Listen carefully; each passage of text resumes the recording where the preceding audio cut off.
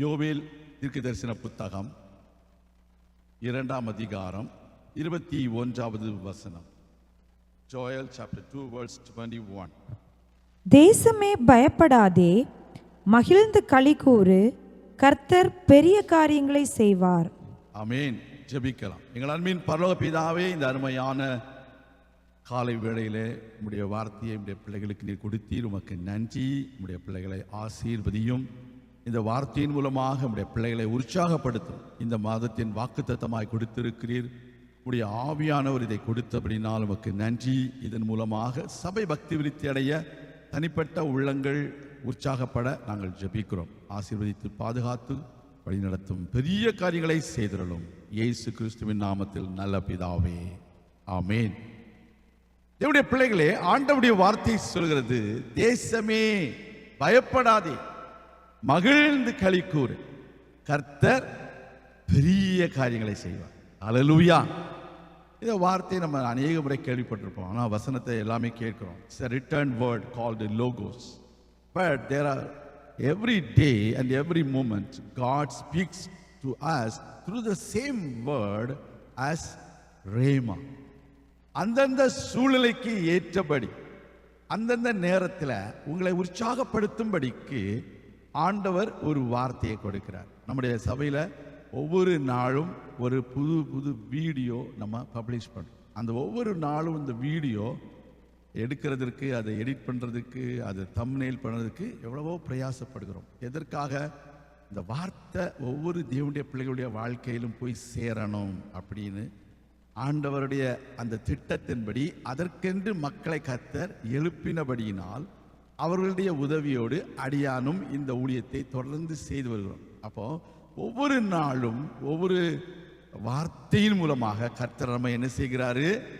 வழி நடத்துகிறார், நம்மை ஆசீர்வதிக்கிறார், நமக்கு ஆலோசனை சொல்லுகிறார். ஒவ்வொரு நாளும் ஒவ்வொரு வார்த்தையை. அதே போல இந்த மாதத்திற்கும் ஆண்டவர் என்ன செய்கிறாரு? ஒரு வார்த்தையை கொடுக்கிறார், ஒரு வசனத்தை கொடுக்கிறார். அந்த வசனத்தின் மூலமாக நம்மை உற்சாகப்படுத்துவார், நம்மை பலப்படுத்துவார். போன மாதம் என்ன வாக்குத்தத்தம் சொல்லுங்க? ஏசாயா 43:19. ஆமென். அல்லேலூயா. இதோ நான் புதிய காரியத்தை செய்கிறேன், இப்பொழுதே அது தோன்றும். போன மாதம் எத்தனை பேருக்கு ஆண்டவர் புதிய காரியத்தை செய்தார்? கரங்களை ஒரு தள்ள சொல்ல முடியுமா? அல்லேலூயா. ஆமென். புதிய குழந்தையை கொடுத்தாரு, புதிய டிகிரியை கொடுத்தாரு, புதிய வேலையை கொடுத்தாரு. சிலவங்களுக்கு ஒரு இல்லையா சொல்லுவோமா, வேலையே கிடைக்காதுன்னு சொல்லப்பட்ட சூழ்நிலையில் எல்லாம் முடிஞ்சு போச்சு அப்படின்னு சொல்ல போன மாதம், சரி போன வாரத்தில் அந்த மெசேஜில் நான் சொல்லியிருப்பேன். சகோதரி கோல்டா அவர்கள் அதை அழகாக ஸ்மால் ஒரு ரீல் போட்டிருக்காங்க, யூடியூப்ல இருக்கும். வாசலை திறப்பேன்னு சொல்லியிருக்காரு. ஒரு இல்லையா சொல்லுவோமா, அந்த அந்த அந்த அந்த அந்த சின்ன ஒரு துணுக்கு செய்தி மாதிரி தான் இருக்கும். ஒரு 1.5 நிமிஷம், 1 minute 50 seconds தான் அந்த மினிட் அந்த செய்தி. என்ன சொல்ல வரேன்? ஆண்டவர் புது வேலையை கூட கொடுத்துருக்காருங்க. என்ன செய்யறான்? பவுலை அடிச்சு போட்டுட்டு வெளியே இழுத்து வாசலுக்கு வெளியே கொண்டு போய் நிறுத்திட்டான். உள்ள நீ பொழைச்சிக்கோ அப்படின்னு. ஒரு இல்லையா சொல்லுங்க. ஸோ பிசாசு உங்களை துன்பப்படுத்தி என்ன செய்வான்? நீ பொழைச்சிக்கொண்டு வெளியில் எடுத்து விட்டுட்டு போயிடுவான். ஏன்னா உங்களை கண்டு பயப்படுறான் அவன். ஆமீன். ஸோ அதே மாதிரி போன மாதம் வேலை கிடைத்தவங்களுக்கு உண்டு. சபையில், நம்ம சபையிலே வேலை, புது வேலை கிடைத்தவங்க உண்டு. கர்த்தருக்கு ஸ்தோத்திரம். புது வீடு வாங்கினவங்க உண்டு. ஒரு இல்லையா சொல்லுமா, வீடு வாங்கினவங்க போன வர சாட்சியில் கேட்டோம் இல்லையா? அந்த வீடு வாங்கணும்னா நீங்கள் ஜிபிஎஸ்லாம் போகணும். ஆமீன். வீட்டுக்குள்ள.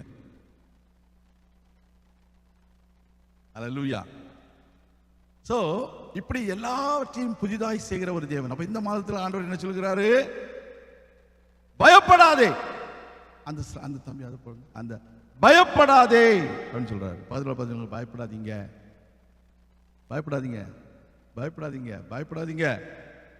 சிலருக்கு பக்கத்தில் சொல்ல ஆள் இல்லையா? தம்பி பயப்படாதீங்க. ஆமா, கர்த்தருடைய பிள்ளைகள் பயப்படுவதை ஆண்டவர் விரும்புவதில்லை. உங்க பிள்ளை பயப்பட்டா நீங்க என்ன சொல்லுவீங்க? என்ன எப்ப பார்த்தாலும் ஒரே பயமா இருக்கு உனக்கு? நான் ஏன் பிள்ளை, நான் எவ்வளவு தைரியமா இருக்கிறேன், நீ என்ன இப்படி பயப்படுற? நான் எப்பவுமே பயந்ததே கிடையாது அப்படின்னு நம்ம சொல்றோம் பாருங்க. அதுதான் ஆண்டவர் சொல்கிறார் இன்னைக்கு. அப்போ இன்றைக்கு பாருங்க, ஆண்டவருடைய வார்த்தை சொல்லுது, பயப்படாதே, ஃபியர் நாட் அப்படின்னு 365 முறை ஃபியர் நாட் மாத்திரம் இல்லை, do not be afraid, why are you afraid, fear not, இப்படி வேதாகமத்தில் 365 முறைகள் ஆமென் ஆங்கில வேதாகமத்தில் போட்டிருக்கு. அப்போ எப்படி பார்த்தீங்கன்னா, அந்த பயம் என்பது என்னது? பயம் என்பது என்னது? ஒரு ஃபீலிங், அப்படிதானே? இல்லை, பைபிள் சொல்லுது பயம் என்பது ஒரு ஆவி. என்ன ஆவி? பயத்தின் ஆவி. பைபிள் சொல்லுதா இல்லையா? 2 தீமோத்தேயு 1ஆம் அதிகாரம் 7வது வசனத்தை வாசித்தீங்கன்னா ஆண்டவருடைய வார்த்தை சொல்லுது, தேவன் நமக்கு பயமுள்ள ஆவியை கொடாம. அதுதாங்க ஃபர்ஸ்ட் பாயிண்ட் வசனத்துல. என்னது? பயப்படாதே முதல்ல, அதுக்கு பிறகுதான் ஆசீர்வாதம். அப்போ ஆண்டவர் சொல்கிறார், தேவன் நமக்கு பயமுள்ள ஆவியை கொடாமல், பயமுள்ள ஃபீலிங்கை கொடாமல், பயமுள்ள உணர்வை கொடாமல், பயமுள்ள கேரக்டரை ஆட்டிடியூட கொடாமல். அப்படியே போட்டிருக்குது இல்லை, அது ஒரு ஆவி. அந்த ஆவியை நம்ம அறிந்து கொள்ள வேண்டும். இங்கிலீஷ்ல போட்டா, இங்கிலீஷ்ல என்ன சொல்லுவாங்க? இங்கிலீஷ்ல என்ன சொல்லுவாங்க? போபியா. என்னது? போபியா, அப்ளூட்டோபோபியா அப்படின்னா என்ன தெரியுமா? Fear of bathing. குளிக்க போறதுக்கு பயமா இருக்குது, நான் குளிக்கவே இல்லை, குளிச்சாவே பயமா இருக்கு. அப்ளூட்டோபோபியா. ஐ மீன் அக்லோபோபியா என்னது? ஃபியர் ஆஃப் டார்க்னஸ், இருட்ட பார்த்தா பயம் அப்படின்னு சொல்றது. ஆக்ரோபோபியா அப்படின்னா தெரியுமா? Fear of heights. மேலே போனா ஒரு மாடி ஏறினோடனே கீழே வந்து பயமா இருக்குன்னு சொல்லுவாங்க. ஆக்ரோபோபியா. ஏரோபோபியா, உங்களுக்கு தெரியும்ல, ஏரோப்ளைன்ல போனா ஒரு பயம் வருதுல்ல, அதுதான் ஏரோபோபியா. ஆமென். அடுத்து என்ன பொழுது? Agoraphobia, fear of open spaces and crowd. தனிமையா நான் நிற்கிறேன்னு சொல்லி ஓப்பன் ஸ்பேஸை பார்த்தாலும் பயம், கூட்டத்தை பார்த்தாலும் பயம். அப்புறம் ஆல்கோபோபியா. என்னது? Fear of pain. சரி, பெயின் இப்படி சொல்லிட்டு இருந்தா கடைசியில் பாஸ்டர் இன்னைக்கு என்ன என்ன இன்னைக்கு இன்னைக்கு இன்னைக்கு என்ன பிரசங்கம் பண்ணாருன்னா, அவர் பாஸ்டர் என்ன சோஃபியா பற்றி தான் பேசிட்டு இருந்தாரு அப்படின்னு போய் சொல்லிட்டு வைங்கல்ல. அதனால அதோட நிறுத்திக்கிடும். ஒரு 300-400 சோஃபியா, சாரி, ஃபோபியா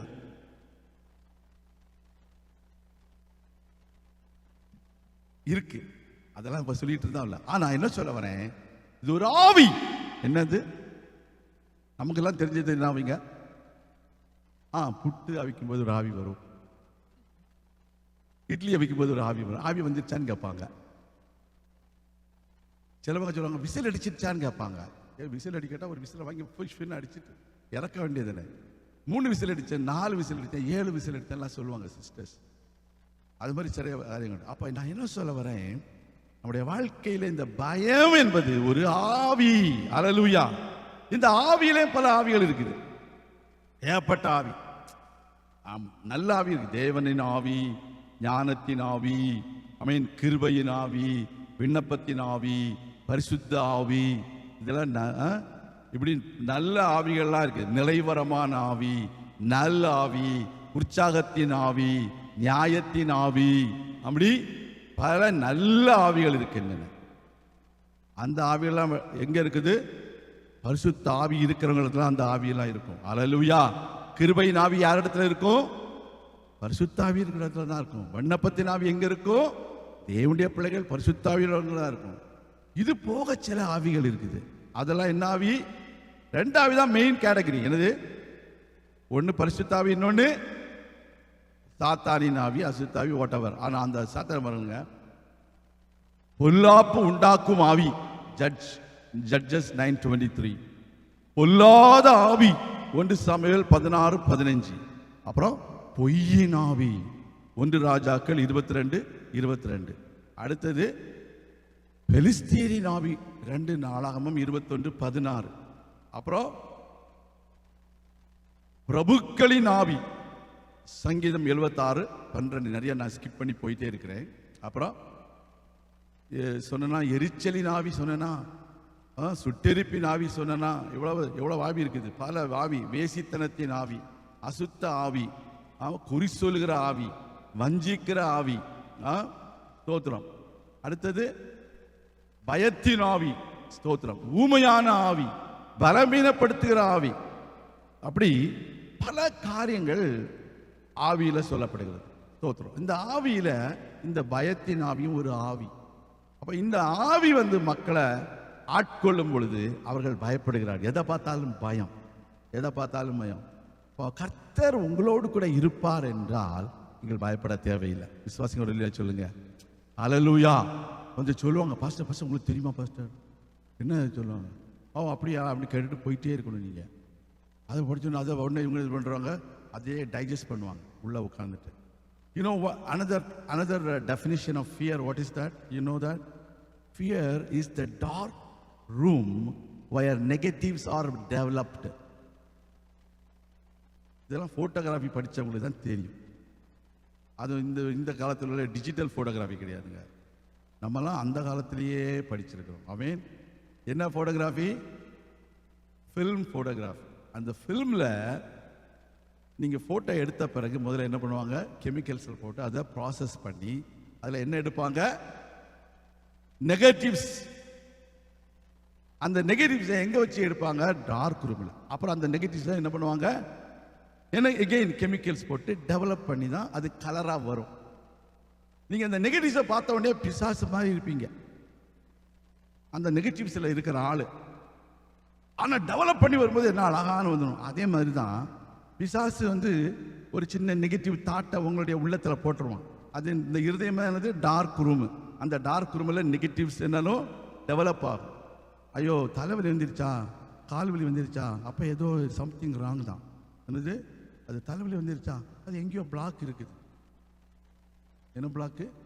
யாருக்கோ ஒரு பிளாக் இருந்திருக்கும். இவங்க நம்மளாம் செகண்ட் பிளாக்கு தேர்ட் பிளாக் தான் நம்ம சொல்லுவோம்.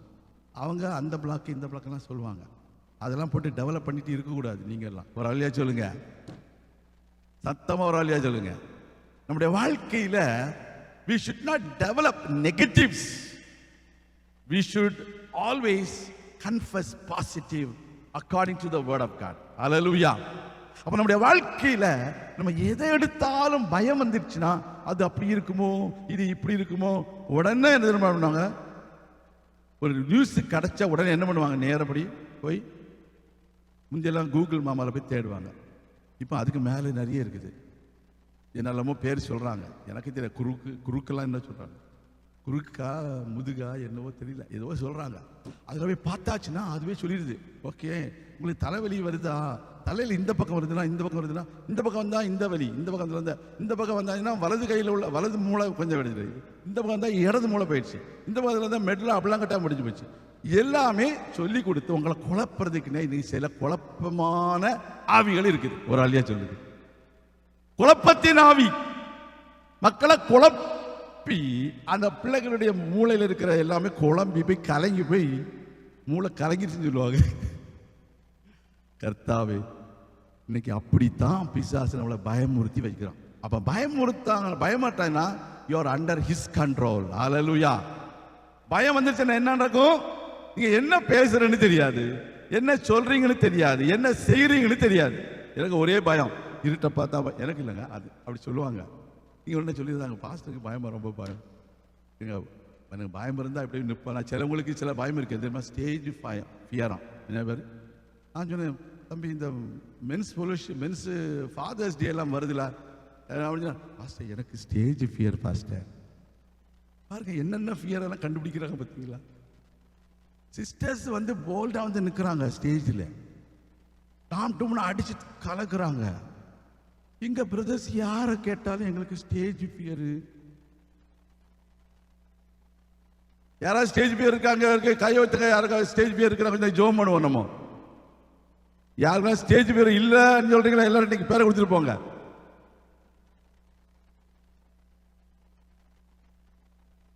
சிரிக்கிறாங்க எல்லாரும். சிஸ்டர்ஸ், பிரதர்ஸ், நம்மலாம் அவ்வளோ தூரம் என்ன பயந்தாங்குழியா நம்மலாம் இல்லை இல்லை. தம்பி ராஜ் கவனிச்சுக்காங்க எல்லாரையும். கர்த்தருடைய பிள்ளைகளே, இன்றைக்கு பார்த்தீங்கன்னா பல ஃபியரை கண்டுபிடிக்கிறாங்க மக்கள். ஆனால் ஆண்டவர் சொல்லுகிறாரு, நீ பயப்படாத, பயப்படாத. ஆண்டவர் நடந்து வருகிறாருங்க. ஆண்டவர் நடந்து வருகிறார். எங்க வராரு? தண்ணீர் மேல நடந்து வருகிறார்.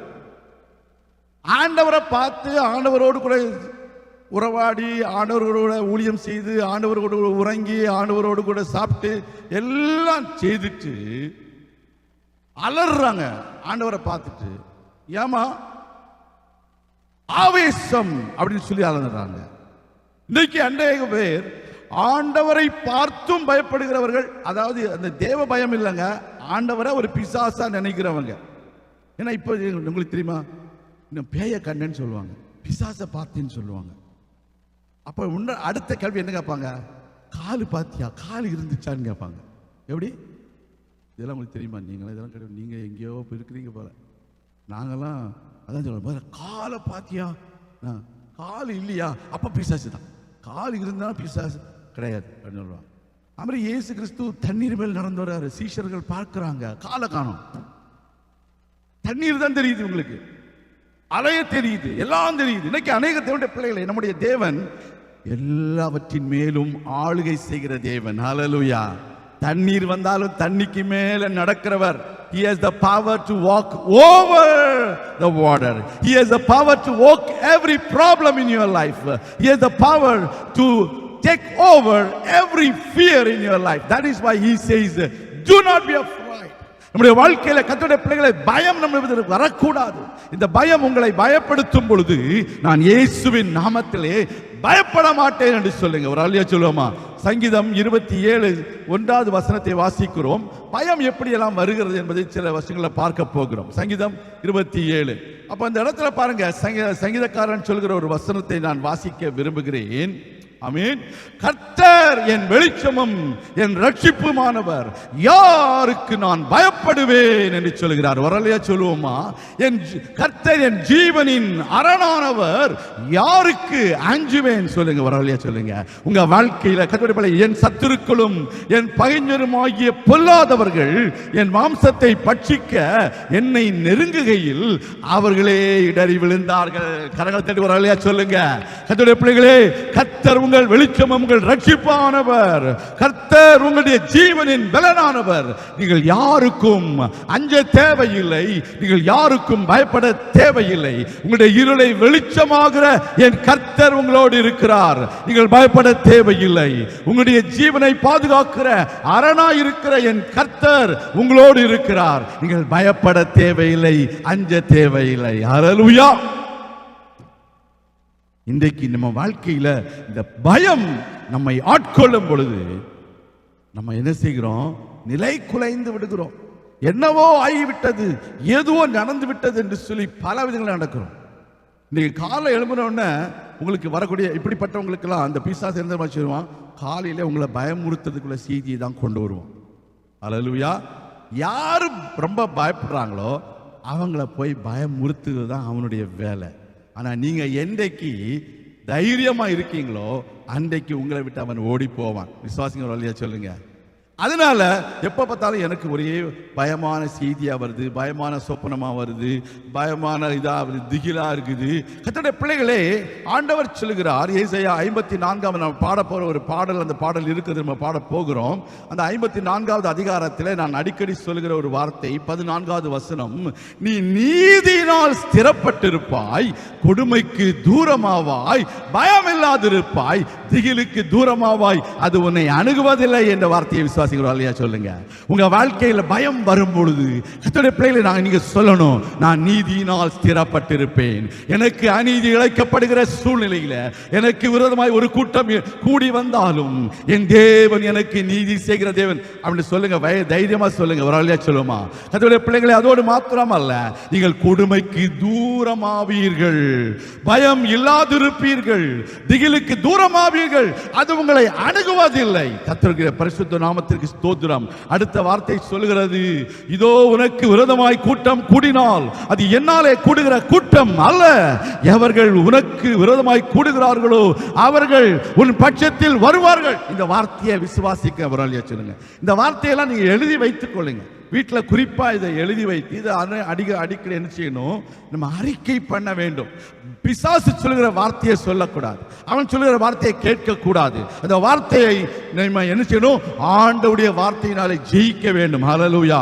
ஆண்டவராகிய இயேசு கிறிஸ்து ஞானஸ்நானம் பெற்ற பின்பு ஆவியானவராலே வனாந்தரத்திற்கு அழைத்து செல்லப்பட்டார். அந்த இடத்திலே சோதனைக்காரன் வருகிறான். இந்த சோதனைக்காரன் ஆண்டவரிடத்திலே வார்த்தைகளை சொல்லிதான் அவரை சோதிக்கிறான். அப்பொழுது ஆண்டவராகிய இயேசு கிறிஸ்து அதற்கு தகுந்த பதிலை வார்த்தையின் மூலமாய் கொடுக்கிறார். எனவே நீங்களும் நானும் வார்த்தையை, வசனத்தை, வேதாகமத்தினுடைய ஒவ்வொரு வசனங்களையும் நன்றாக புரிந்து கொண்டிருப்போமே என்றால் நிச்சயமாக அவனை ஜெயிக்க நம்மால முடியும். விசுவாசிகள் சொல்லுங்க. அருமையான தேவனுடைய பிள்ளைகளே, பயப்படாதீங்க, கர்த்தரை நம்புங்க.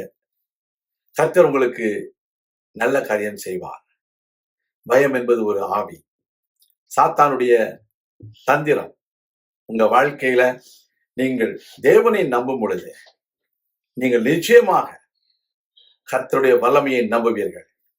கர்த்தர் உங்களுக்கு பெரிய காரியம் செய்ய முடியும் என்பதை நம்புவீர்கள்.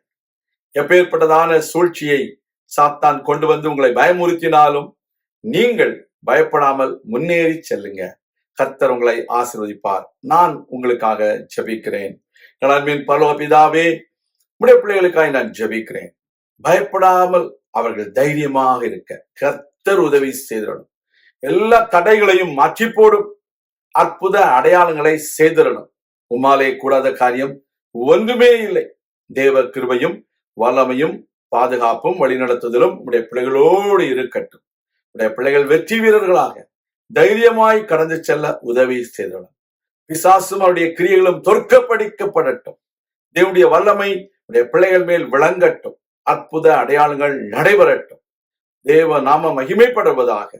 இயேசு கிறிஸ்துவின் நாமத்தில் ஜெபிக்கிறோம் எங்கள் நல்ல பிதாவே, ஆமேன். கர்த்தர் தாமே உங்களை ஆசீர்வதிப்பாராக. ஆமேன்.